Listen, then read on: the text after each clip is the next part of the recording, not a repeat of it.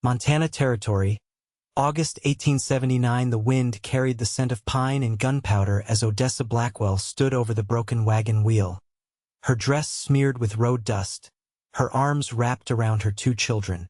Her face was set hard, but her eyes betrayed the fear she was fighting to bury. The trail was empty behind them, and ahead, nothing but more wilderness.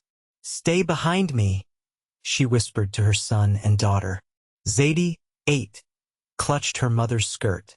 Zeke, barely 5 and already brave as a fox, held a stick like it was a rifle. A rider came fast from the tree line, dust rising behind his horse like smoke. Odessa reached for the rifle propped against the wagon seat, but the man slowed, lifted both hands, and called out before he got too close. "Ma'am, you all right?" His voice was low, steady, and he stopped his horse 20 feet away. The sun caught the edge of his jaw, cut clean like the mountains behind him. His hat shadowed kind eyes, and his shirt was worn but clean, tucked neat beneath a leather gun belt. Odessa didn't lower the rifle. "Who are you?" He dismounted slow, hands still up. "Name's Knox Carter." Was headed toward Bozeman, but I saw the busted wheel from the ridge yonder. "Thought you might need help." Zeke stepped from behind her.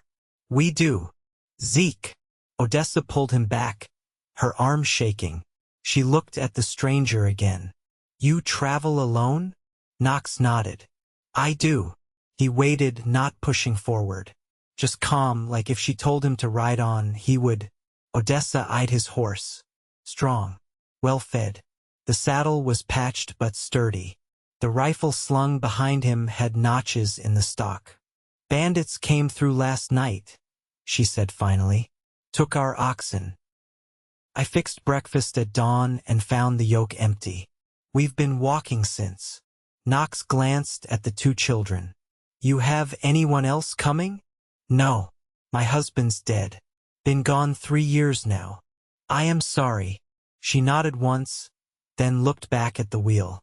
Knox stepped closer, slow and careful, and crouched beside it. "You got a spare?" "Broke in the last creek crossing." He ran a hand along the splintered wood. "I can get this fixed, but it will take some doing. There's a homestead about 6 miles west. Belongs to a friend. I can take you there." "I am not leaving this wagon." "Then I will ride there, bring what you need. You can rest here with the little ones." Odessa stared at him. "Why help us?" He stood. "Because you need it." She looked him dead in the eye. "My children come first. Always." Knox nodded. "Then we want the same thing." Zadie tugged her sleeve. "Mama, I am hungry." Odessa's face softened as she brushed her daughter's hair. "There's still some dried apples." Knox pointed at his saddlebags. "I got jerky and bread. If it is all right with you, I can share." She hesitated, then gave the smallest nod. "All right." He unpacked the food and set it on a cloth, sitting a few paces away while the children ate. Odessa watched him, never letting her guard slip, but something in her shoulders eased a little. "I will be back before nightfall," Knox said, rising. "You got firewood?" "Some." "Keep the rifle close. If anyone comes fire once, I will hear it." Before she could answer, he was already swinging into the saddle, and then he was gone, dust rising in his wake again. Zeke looked up. "You think he is telling the truth?" Odessa watched the trail long after Knox disappeared. "I think we are going to find out." The sun was low when Knox returned with a borrowed mule pulling a new wheel and an extra crate of supplies. He worked until his shirt was soaked and the wagon stood whole again. Odessa helped without speaking much, though her eyes followed every move he made. Later, after the children were asleep in the wagon bed, Odessa sat by the fire with her rifle across her knees.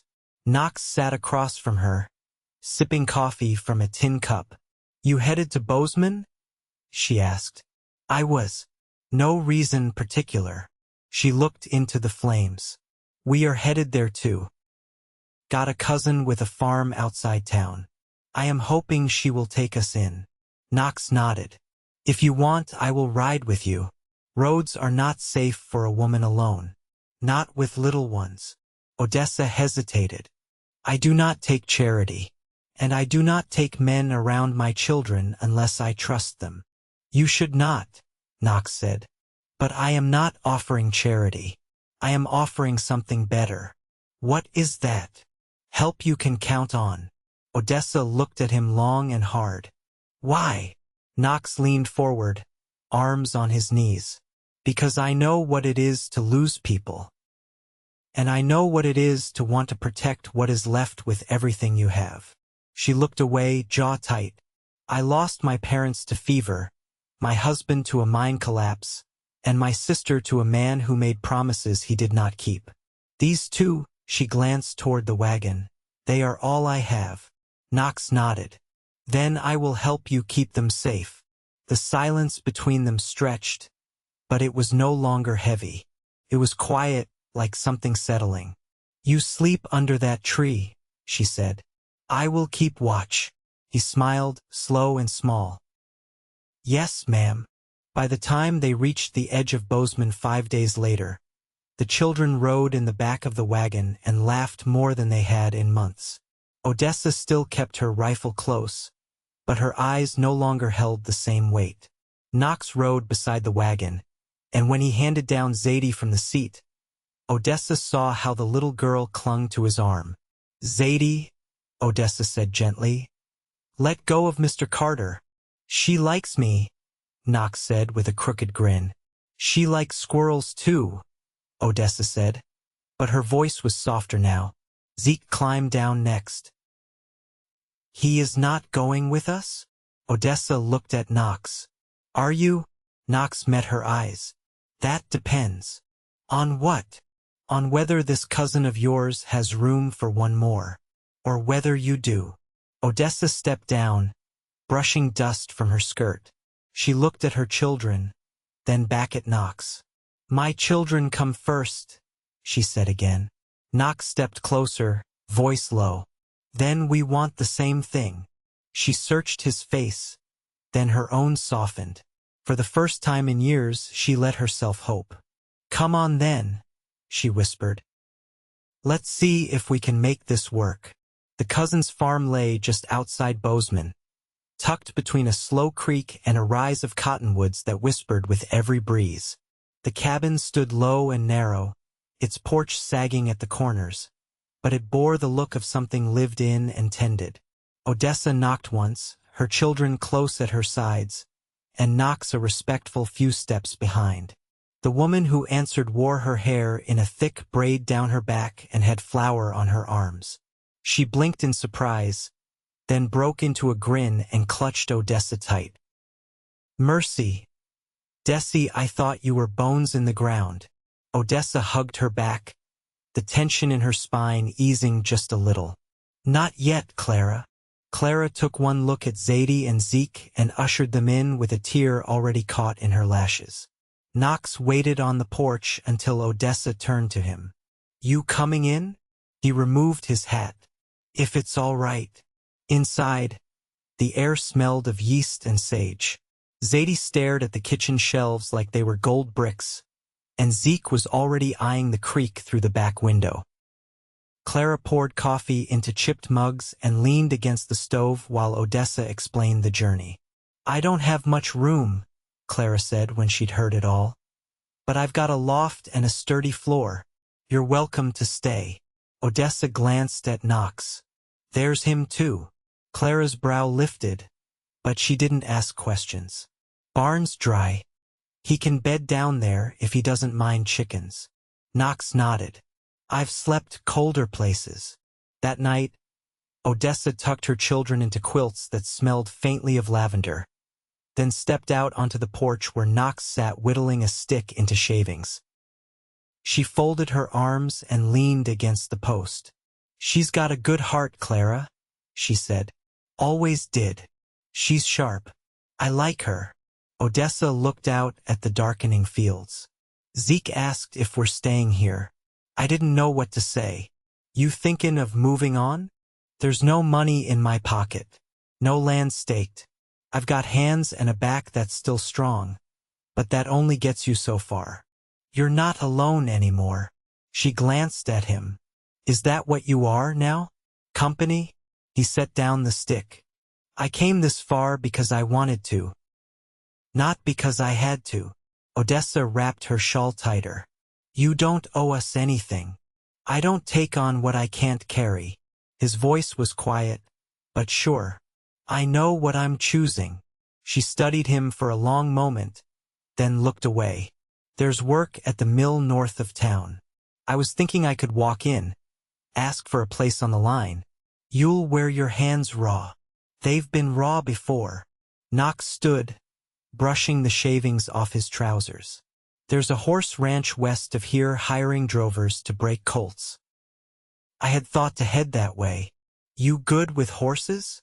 I've ridden since I could walk. Broke my first filly with a rope and prayer. Odessa smiled faintly. That sounds like you. He stepped closer. If I took the job, I'd be close by. She met his eyes, something unspoken passing between them. I'd like that, she said. The next morning, Clara set a kettle on the stove before dawn. Odessa borrowed a pair of boots and tied her hair back with a strip of linen. Zadie clung to her skirt until Odessa knelt and whispered something only the little girl heard.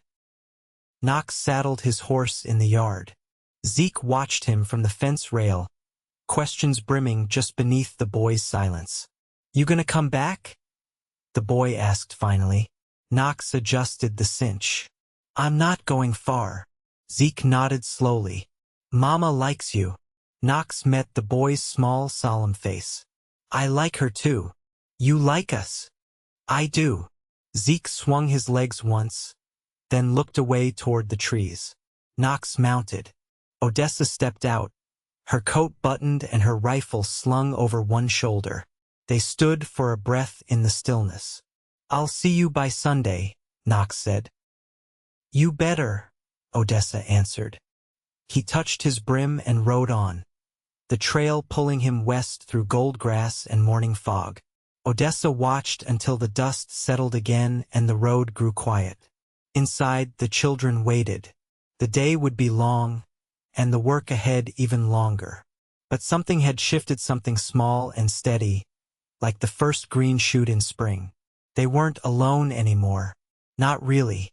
The days folded into one another like worn pages in a ledger, quiet and full. Knox spent his hours at the Brantley Ranch, west of the river, where the mornings began with frost on the troughs and ended with sweat darkening the collars of every man on the line. He bunked in the hayloft there, earned his keep breaking young geldings, and rode back to Clara's place each Sunday before dusk, his face sunburned and his shirt stiff with dust. Zeke was always the first to spot him, perched barefoot on the fence rail, eyes scanning the road as though waiting were a job in itself. Odessa never asked what time Knox would come, but she always had something cooking low on the stove when he arrived: a stew, a skillet of cornbread, once a pot of beans so spicy it made him cough into his napkin. On the fourth Sunday, after supper, Clara sent the children to pick late raspberries along the creek, pretending not to notice when Odessa stepped out after Knox. The sun had already dropped low enough to stretch long shadows across the dry grass. Odessa leaned against the porch rail, arms crossed, wind curling a strand of hair loose from her braid. You're limping, she said. Bay colt threw me sideways. Heel caught the fence rail. Did you land hard? Hard enough to remember I'm not 20 anymore. She looked at him, quiet for a beat. You gonna keep at it? He sat on the top porch step, one knee raised. I've been thinking about that. Odessa stayed where she was, watching the sky shift to lavender. You thinking you want something else? Thinking there's more to want than a paycheck and a place to sleep. She didn't answer for a long time. The light caught the edge of her cheekbone, softening the lines that hardship hadn't spared. You ever think about settling somewhere? She asked finally. I do. With someone. He looked up at her. Only lately. She didn't look away. Clara's got an extra acre behind the barn. Needs clearing, but the ground's good. You could build something. I could. She said if you meant to stay, she'd draw up a line to give it to you. Knox ran a hand along his jaw, thinking. A crow called once from the cottonwoods. I'd want to earn it proper, he said. Put in the work myself. Odessa nodded. We figured you would. Knox stood then, slow on the tender foot. He stepped toward her, close enough to see the threadbare stitching at the collar of her dress where she'd mended it by hand. What about you? He asked. What about me? You thinking about staying? I am. The mills offered me regular hours, and Clara's teaching Zadie her letters. Zeke's got a dog follows him everywhere now. There. Steady. And you? Her mouth tightened just a little. I don't know how to do this part. What part? This part where someone stays without needing to be chased off or told what not to do. He lowered his voice. I don't want to be told. I want to be asked. She looked at him, the air between them thin and waiting. I'm not good at asking, she said. You don't have to be. He reached for her hand, rough and calloused like his, and she let him take it. Her fingers curled slow around his, not from fear but from caution worn into habit. I never planned for this, she said. Neither did I. They stood like that while the sky darkened fully, the raspberries forgotten and the creek hushed. When the children returned, Zadie with juice on her chin and Zeke carrying an armful of thistles instead of berries, Odessa let go of Knox's hand only to gather her children near. That night, Knox stayed longer than usual, sitting by the hearth while Clara hemmed a pair of trousers and the children played with hand-carved animals on the floor.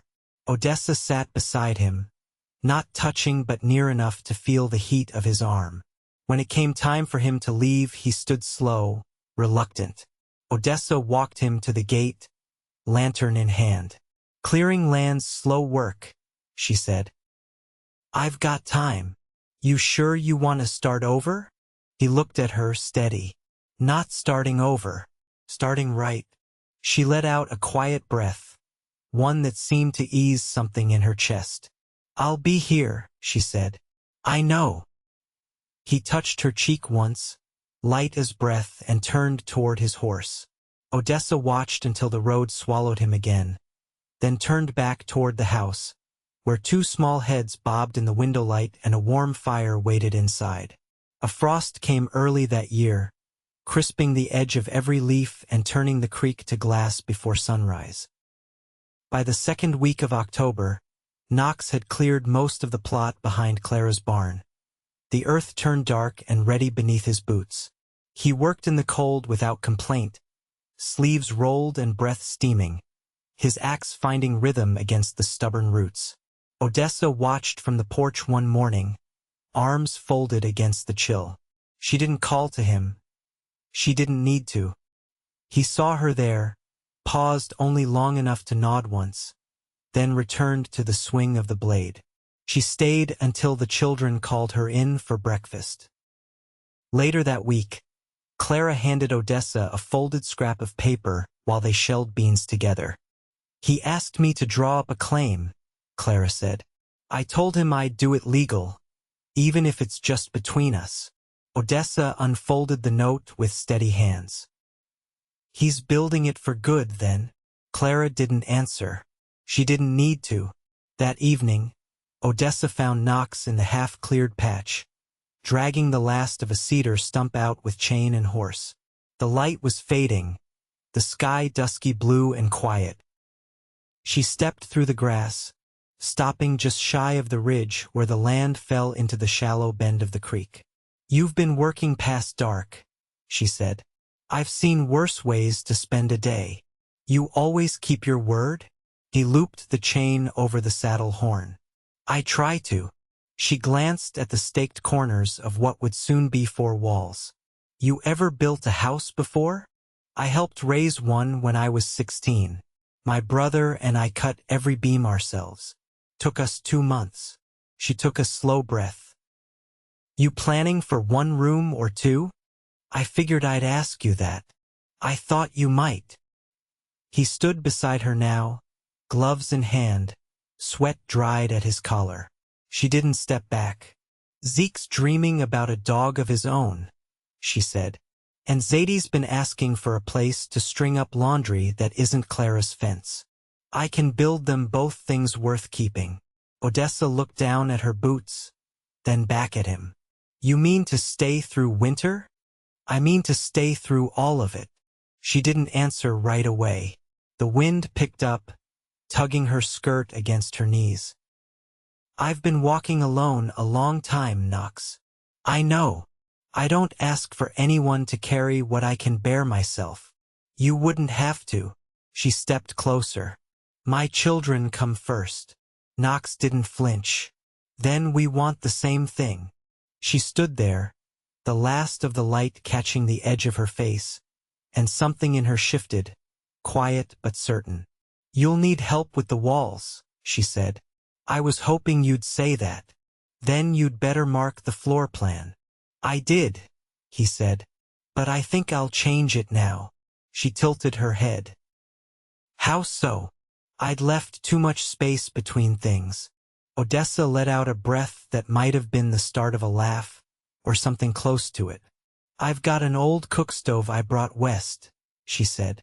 If this place is going to be done right, it ought to have something warm at its center. He nodded. I'll build around it. Above them, the first stars blinked through the dusk. Below, the earth waited, ready. Odessa turned toward the house, and Knox walked beside her. They didn't speak again that night, but when he reached the porch steps, he looked back once. She stood in the doorway, hand resting against the frame, not asking him to go and not asking him to stay, just letting him be there. And that, for both of them, was everything. By late November, the first snow arrived quiet and heavy, blanketing the half-built house behind Clara's barn. The walls stood shoulder-high, the roof beams still bare, but Knox had tarped the structure with oilcloth and laid straw inside to keep the ground from freezing solid. Each morning he rose before the sun, split wood until his shoulders burned, then worked through the daylight with hands raw and steady. One night, after the children had gone to sleep and Clara had gone to her room, Odessa stepped out into the cold with her shawl drawn close and a jar of honey in her hands. You've earned this, she said, holding it out where he sat by the stove in the barn. Knox looked up from his boot he was patching. Where'd you find honey this time of year? Traded for it. Neighbor has hives and didn't lose them to the frost. He set his boot aside and took the jar, turning it slow in his hands. You didn't have to. I wanted to. She sat beside him on the bench, the lantern between them casting a soft light on the rafters above. For a minute, neither spoke. The quiet had become something easy between them.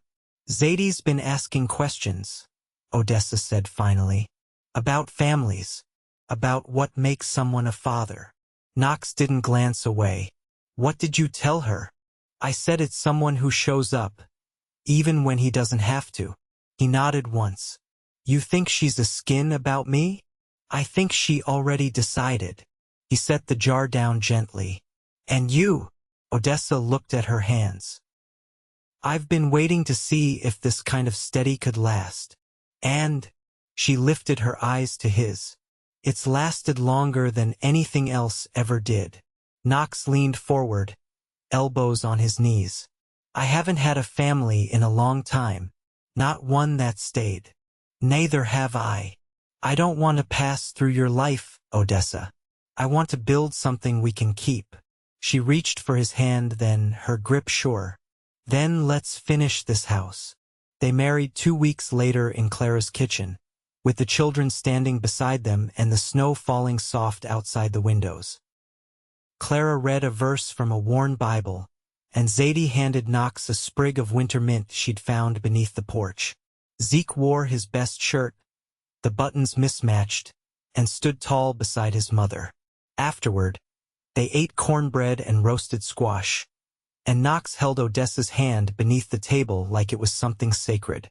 By mid-December, the house was done. It stood 2 rooms wide, with a stone hearth Odessa had helped lay herself and the cook stove fitted with care alongside it.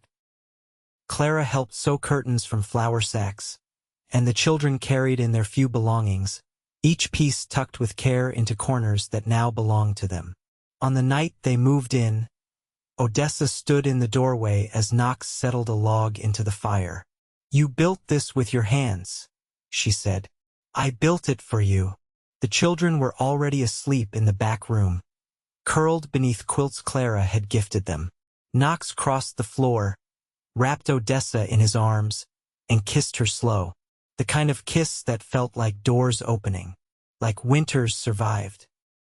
Outside, the wind stirred the trees, but inside, the warmth held strong. They stood together in the home they'd made, not from luck or ease, but from the kind of effort that holds. Years passed. Zeke grew into a wiry boy with a good aim and a quiet heart. Zadie learned to read by the firelight and later taught others at the new schoolhouse in town. Odessa tended a kitchen garden that bloomed bright each spring, and Knox built a second shed when the tools outgrew the first. They never left that place. They didn't need to. He rose before dawn each day, kissed her temple before stepping outside into the frost, and returned by dusk with stories and splinters in his hands. She met him at the door, every night, with the same steady warmth she had shown the very first time she'd let him stay. Their life wasn't grand, but it was full, and it was theirs, forever.